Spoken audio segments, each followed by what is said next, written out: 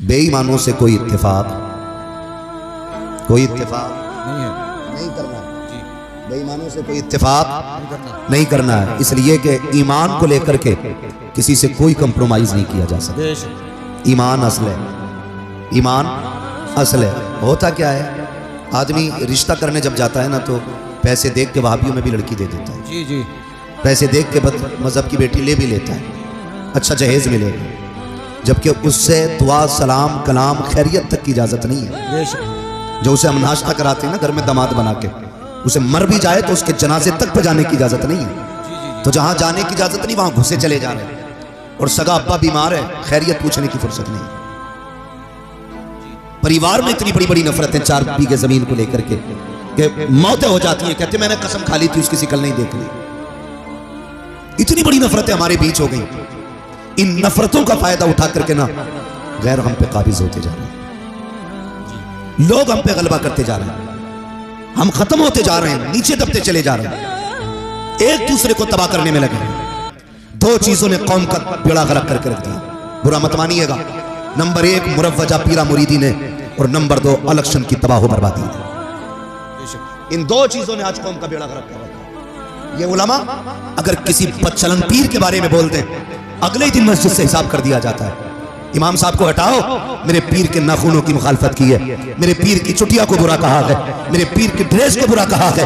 इन उलमा की जिम्मेदारी चापलूसी करना नहीं है, गलत को गलत कहना इनकी जिम्मेदारी है, सही को सही कहना इनकी जिम्मेदारी है। हम जब ये सही कहते हैं, हम इनको निकाल देते हैं, जो गलत होता है हम उसे निकालने को तैयार नहीं होते हैं। बड़ा गलत करके रख दिया कौम का, अल्लाह पर तमाशे बना रखे हैं। जाकर के देखो, दियों पे दिए लगे हुए हैं, दुकानों पे दुकानें खुली हुई है, उम्मत का बेड़ा गर्क हो रहा है, किसी को कोई दर्द नहीं है। अगर किसी के ईमान का जनाजा निकलता है तो दर्द इमाम को होता है, अगर किसी की ईमान का जनाजा निकलता है तो तकलीफ इमाम को होती है। अगर किसी की बेटी बदमज़हब में जाती है, आवाज इमाम उठाता है। अगर बरात वहाबियों से आती है, आवाज इमाम उठाता है, लोग इसको निकाल के खड़ा करते हैं। याद रखना, आज तुम्हारी नस्लों के अंदर यह कमजोर हो सकता है, लेकिन कयामत के दिन यह कमजोर नहीं होगा। कयामत के दिन इसके पहलू में खुदा की रहमतें भी खड़ी होंगी। मदीने वाला मुस्तफा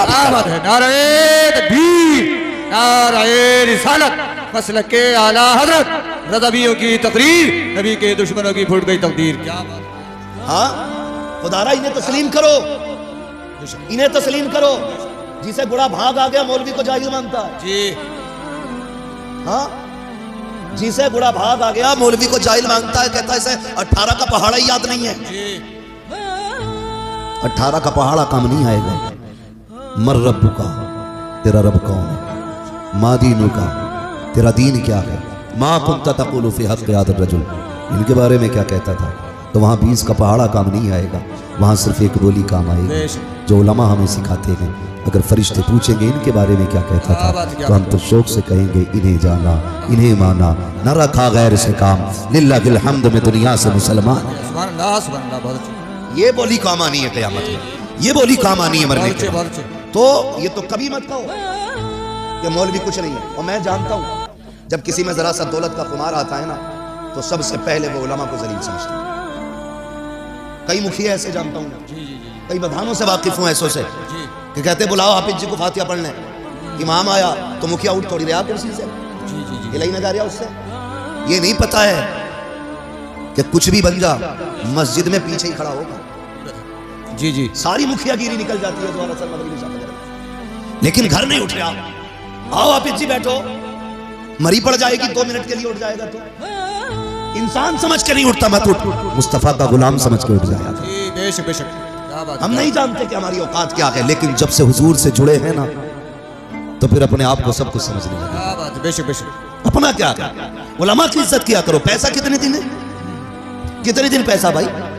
जाओ कब्रिस्तान में जाके देखो, इन्हें ले जाओ चचा को, इनकी सफेद दाढ़ी है, इनसे पूछो ये कब्र किसकी है। ये कहेंगे 100 साल पहले की कब्र है। फिर पूछना ये किसकी है, ये कहेंगे 60 साल पुरानी कब्र है। फिर पूछना इनसे कि तारीख बताओ, कहेंगे ये वो था जिसकी लटिया में धुआं उठता था, ये वो लेता है जिसके आगे कोई खड़ा नहीं हो सकता था। पूछना कब्रों से बताओ तो सही, अमीर और गरीब की कब्र में फर्क क्या रह गया है? पूछना कभी आवाज देके, मरने वालों तुम्हारे आगे लोग खड़े नहीं होते थे, आज तुम्हारी क्या गुजर रही है, तुम्हारा क्या मामला है? तो वो कहेंगे हम ये सोचते थे कि बिल्डिंगें बनाने वाला काम कामयाब है, दौलत वाला कामयाब है, प्रधान और मुखिया कामयाब है, लेकिन जब मौत ने धक्का दिया, कब्र में आकर लेटे, आखिरी तख्ता लगा, लोग मिट्टी डाल के गए, ऐसा झटका कब्र ने दिया, दुनिया के सारे ऐश का जनाजा निकल गया। यहाँ आके पता चला यहाँ दुनिया की दौलत का सिक्का नहीं, यहाँ मदीने वाले की मोहब्बत का सिक्का चला कर। सुभान अल्लाह, बहुत अच्छी, बहुत खूब, बहुत खूब। याद रखिएगा, सबसे ज्यादा कामयाब वो है जिसने आखिरत बना ली, सबसे ज्यादा कामयाब। और अगर खुमार हो ना किसी को दौलत पे, चलो मैं तुम्हें दिखाऊं रब के करिश्मे। जो बड़ा हॉस्पिटल हो जहां पे ऑक्सीजन का इंतजाम हो, जाके चेक करना, ऐसे लगे पड़े मुंह पे मुझी के। अल्लाह सबको इज्जत और ईमान की मौत नसीब फरमाए, अल्लाह बिस्तर पे मौत नसीब फरमाए। बड़ी बात है जिसे इज्जत और ईमान की मौत मिल गई।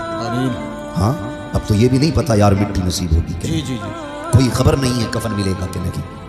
हाँ, हादसे इतने खतरनाक होते हैं, पहचाने मिटा दी जाती है, कुछ नहीं मालूम है किधर मौत आनी है, कहाँ मरना है।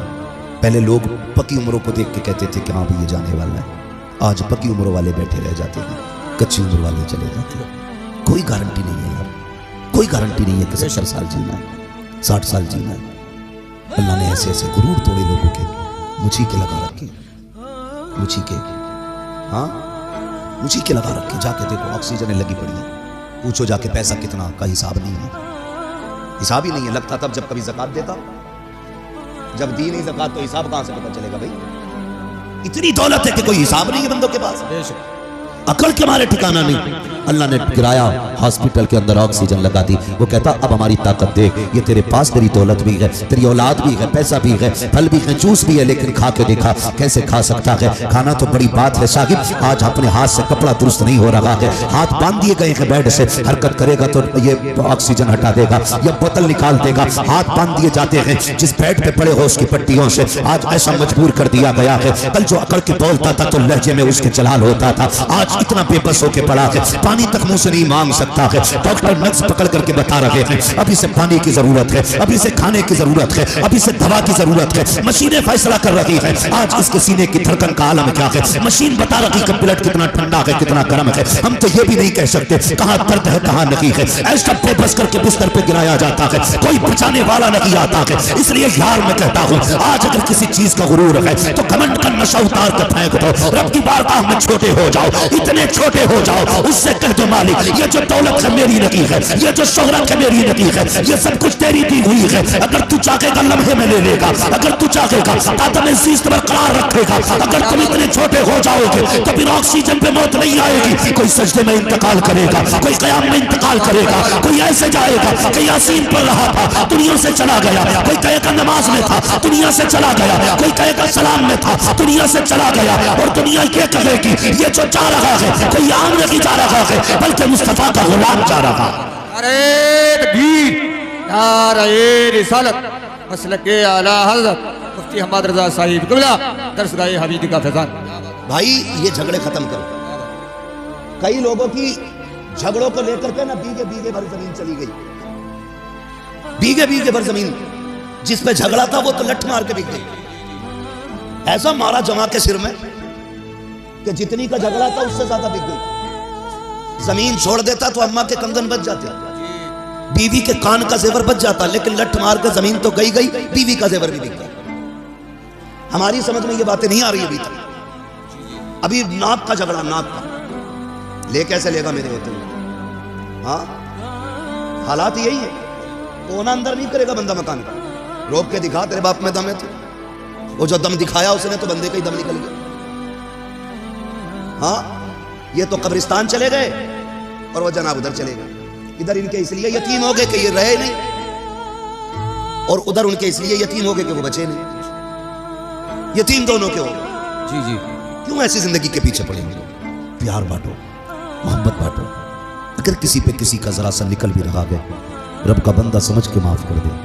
खुदा तुझे अपने कर्म से कयामत में माफ फरमाए। बेशक कोई गुजारे हो नहीं, कोई काम नहीं है, खाली मेहंदी कुरे देगा जाके खेत में। इतने इतने चलाक हैं कारी साहब, ऐसे फावले से मैंने काटता कि पता ही नहीं चलता कट गई, और अगले दिन पानी भर दे तो मैं लौट जा, तो कह मैंने थोड़ी काटी, वो तो खुद गिर गई। अच्छा गिर गई तो वहीं रख दे, एक हाथ बढ़ा के रखेगा उधर, और उसमें 3 बल होंगे ना, कहीं से तो सीधी आ गई। कमजोर आदमी नब्बाने पहुंचेगा तो ऐसा नापेगा, मतलब दूसरे के खेत में भी सड़क नापेगा, और ताकतवर आगा तो कहता टेढ़ी हो गई ना दीवार में ऐसे आना। ये हालात है हमारे, नीयत दुरुस्त नहीं है। बरकत महंड में नहीं होती है, बरकत नीयत में होती है। बेशक बरकत नीयत में होती है। आप नीयत में गुंजाइश रखो। छोड़ दे यार, किसी के लिए क्या जाता है, तू किसी के लिए छोड़ेगा, अल्लाह तेरे रिज्क में बरकत अता फरमाए। जी जी बेशक करेंगे इंशाल्लाह ऐसा। जी जी इंशाल्लाह। लठियां तो नहीं चलानी है। हमारे गांव के अक्सर झगड़े यही है, जमीन का झगड़ा, जायदाद का झगड़ा है। कह रहा दुकान फ्रंट वाली मैं ही लूंगा, फ्रंट वाली ले ली, भैया ने काम की दुकान अंदर कर दी, वो चल गई ज्यादा, तो कह रहा ना मैं तो पीछे वाली लूंगा। बंटवारा 20 साल पुराना था, ऐसे ऐसे था, अब रोड निकल गया बड़ा, तो कह रहा मुझे ऐसे ऐसे बांटनी है। खत्म थोड़ी हो रही है, बांटने पे फीता ही लिए घूम रहा। जितनी मेहनत फीता लिए कर रहा है, इतनी मेहनत कमाई में कर, अल्लाह इससे दुगनी तुझे अता फरमा दे। लेकिन हराम पे नियत रहती है, हराम पे रख के देखो। कोई दुकान है, हमारे मुसलमानों के हालात ये हैं, अगर एक बंदा आइसक्रीम की दुकान रख ले, 4 बच्चे खड़े हो जाएं, अगले दिन सामने वाला आइसक्रीम की उसके सामने रखेगा जी, कहेगा इसकी नहीं चलने देनी है कतई। हाँ बिल्कुल नहीं चलने दूंगा उसके सामने की दुकान। और फिर मक्खी मार रहे हैं दोनों बैठे हुए, दोनों की गई। दिल में जगह पैदा करो, बरकतें ऐसे नहीं होती। फरमाया गया तुम अपने भाई का ख्याल करो, अल्लाह तुम्हारे रिज्क का इंतजाम करे। करो ना इंतजाम दूसरों के लिए, कोशिश करो आप। लेकिन सामने दुकान खोलेगा दुकान वाले की, और फिर बगल में हाथ डाल के जो गुलाम है बोले इधर को आ जाओ, ऐसे इधर को आ जाओ, क्या लेना आया ना नमक, ना वो 11.5 का देगा, मैं 11 नहीं दूंगा। मगर कम कोई ना, ना बेचने वाला कम है ना खरीदने वाला। वो ना वो जाके क्या कह रहा मालूम है, उससे जाके कह रहा वो 10 में देगा, तू बताएगा। सबके पास तेज छुरी है, जिसका मौका जहां लग गया वहीं ज़िबा कर लेता है। न खरीदने वाला कम, न बेचने वाला कम है। यार नियतें अच्छी करो। इन तदबीर, इन इस तरह के हीलेबाजियों में बरकतें नहीं हुआ करती हैं। आओ तुम्हें तारीफ बताऊं इस्लाम के शहजादों की। दूसरों की भलाई सोचने वालों का भला हुआ करता है। बगदादी मार्केट के अंदर 2 कलमा पढ़ने वालों की दुकान है, दोनों कपड़ा बेचा करते हैं। एक शख्स की दुकान पे पुराना ग्राहक आ गया, उसने कहा जरा ये कपड़ा निकाल के दे। उसने कहा ये नहीं, मैं तुझे नहीं बेच सकता। कहा क्यों? कहा कि अगर तुझे ये कपड़ा खरीदना है सामने वाली दुकान पे चला जा, उससे जाके ये कपड़ा खरीद ले। पुराने ग्राहक ने कहा यार मैं तेरा पुराना तो खरीदार हूँ, पुराना ग्राहक हूँ, मुझे क्यों लौटा रहा है? उसने कहा मैं तुझे आज ये कपड़ा नहीं दे सकता, जा उस दुकान पे चला जा, उस पे यही कपड़ा रखा हुआ है। वो गुस्से में उठा, उस दुकान पे गया, कपड़ा खरीद लाया। आने के बाद कहता बता तो यार, मैं तो तेरा पुराना दुकान पर खरीदार था, पुराना ग्राहक था, आज तूने मुझे कपड़ा क्यों नहीं दिया? उसकी दुकान पे किस लिए भेजा? इसकी गर्दन झुक जाती है। इसने कहा यार बात यह है मैं सुबह से इतना कपड़ा बेच चुका हूँ जिससे मेरे बच्चों के खाने का इंतजाम हो चुका है, लेकिन सामने जो दुकान है ये भी मेरे नबी के कलमा पढ़ने वाले की दुकान है,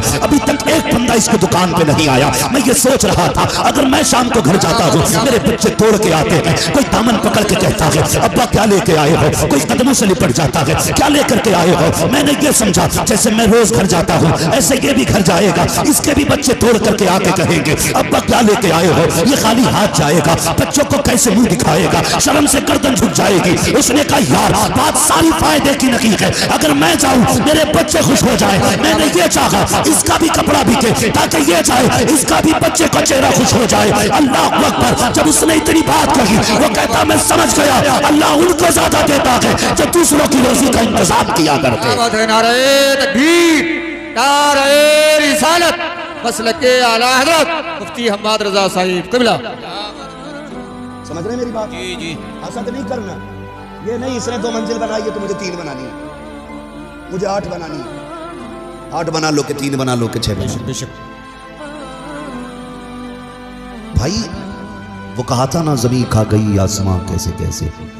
हाँ भाई बदले अपने आप को, दिलों में गुंजाइश पैदा करें। एक बात कहूं, हमारे घरों में मोहब्बतें खत्म हो गई, खानदान में मोहब्बतें खत्म हो गई। मर्दों की मोहब्बतें इसलिए खत्म हो गई क्योंकि पहले एक बैठक होती थी, एक हुक्का होता था, सारे लोग एक हुक्का पीते थे और कोई किसी के मुंह से नफरत नहीं करता।